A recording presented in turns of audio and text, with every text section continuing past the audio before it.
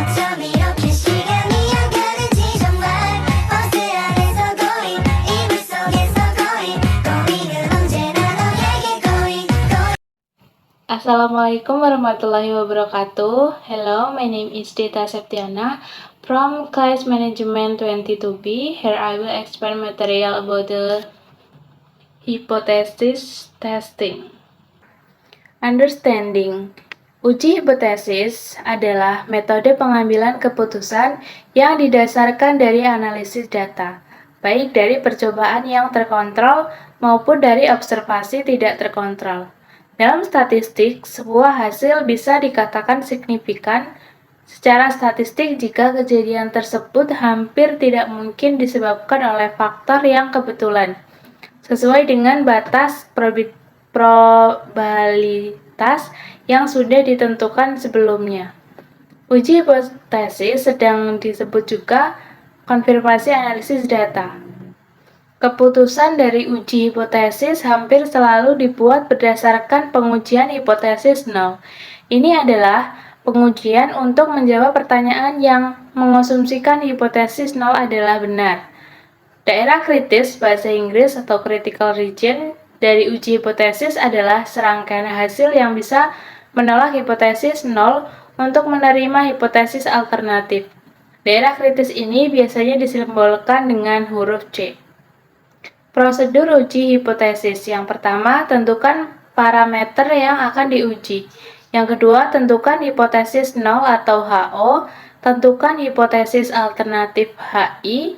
Tentukan A. Pilih statistik yang tepat. Tentukan daerah penolakan uji statistik uji. Putuskan apakah hipotesis nol HO ditolak atau tidak. Hipotesis benefit menjelaskan masalah penelitian, menjelaskan variabel-variabel yang akan diuji, pedoman untuk memilih metode analisis data, dasar untuk membuat kesimpulan penelitian. Contoh hipotesis adalah ada pengaruh positif yang signifikan pemberian. Various kind of hypothesis. Yang pertama, hipotesis deskriptif. Pelayanan administrasi pada Universitas XYZ tidak memuaskan. Kinerja keuangan Bank CBA baik, semangat kerja karyawan PT XYZ tinggi. Yang kedua, hipotesis komparatif. Penggunaan metode X lebih baik dibandingkan metode Y. Kinerja keuangan Bank X lebih baik dibandingkan dengan metode kinerja Bank Y. Semangat kinerja karyawan PT XYZ lebih tinggi dibandingkan dengan semangat kerja PT ABC. Hipotesis asosiatif. Kepuasan mahasiswi berpengaruh signifikan terhadap loyalitas dosen.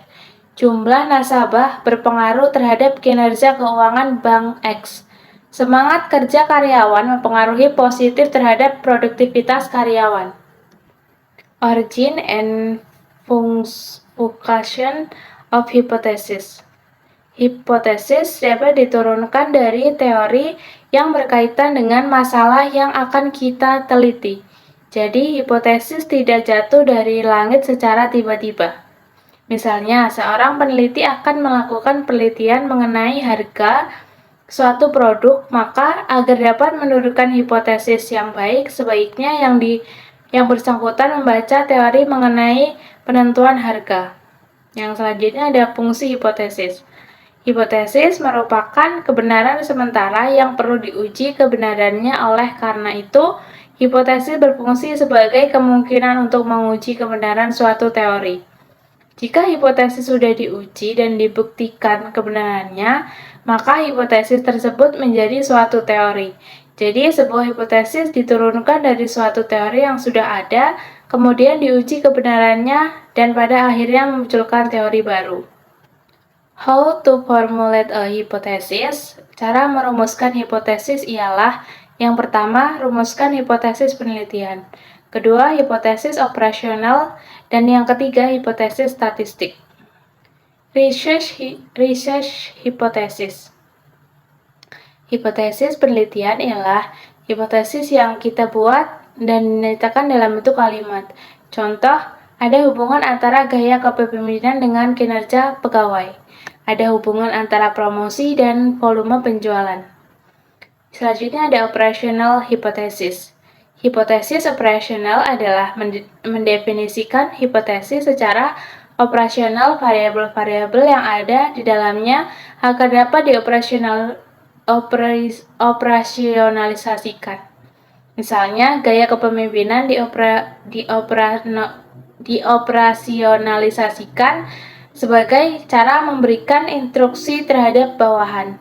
Kinerja pegawai dioperasionalisasikan sebagai tinggi rendahnya pemasukan perusahaan. Statistical hypothesis. Hipotesis statistik ialah hipotesis operasional yang diterjemahkan ke dalam bentuk angka-angka statistik sesuai dengan alat ukur yang diperoleh oleh peneliti. Dalam contoh ini, asumsi kenaikan pemasukan sebesar 30%. Maka hipotesisnya berbunyi sebagai berikut. HO dibagi P sama dengan 0,3, HI P dibagi 0, hasilnya 0,3. Hipotesis testing. Hipotesis yang sudah dirumuskan kemudian harus diuji. Pengujian ini akan membuktikan HO atau HI yang akan diterima. HO tidak ada hubungannya antara cara memberikan instruksi terhadap bawahan dengan tinggi rendahnya pemasukan perusahaan. HI ada hubungannya antara cara memberikan instruksi terhadap bawahan dengan tinggi atau rendahnya pemasukan perusahaan. Jika HI diterima, maka HO ditolak. Artinya, ada hubungan antara cara memberikan instruksi terhadap bawahan dengan tinggi atau rendahnya pemasukan perusahaan. Yang selanjutnya ada consideration in informating hypothesis. Harus mengekspresikan hubungan antara dua variabel atau lebih. Maksudnya dalam merumuskan hipotesis, seorang peneliti harus setidak-tidaknya mempunyai dua variabel yang akan dikaji. Kedua variabel tersebut adalah variabel bebas dan variabel terikat. Jika variabel lebih dari dua, maka biasanya satu variabel terkait dua variabel bebas. Harus dinyatakan secara jelas dan tidak bermakna ganda. Artinya, rumusan hipotesis harus bersifat spesifik dan mengacu pada satu makna, tidak boleh menimbulkan penafsiran lebih dari satu makna. Jika hipotesis dirumuskan secara umum, maka hipotesis tersebut tidak dapat diuji secara empiris. Harus dapat diuji secara empiris. Maksudnya ialah memungkinkan untuk ungkapkan dalam bentuk operasional yang dapat dievaluasi berdasarkan data yang didapatkan secara empiris. Sebaiknya, hipotesis jangan mencerminkan unsur-unsur moral, nilai-nilai, atau sikap. Mungkin itu saja yang dapat saya sampaikan. Saya ucapkan terima kasih. Wassalamualaikum.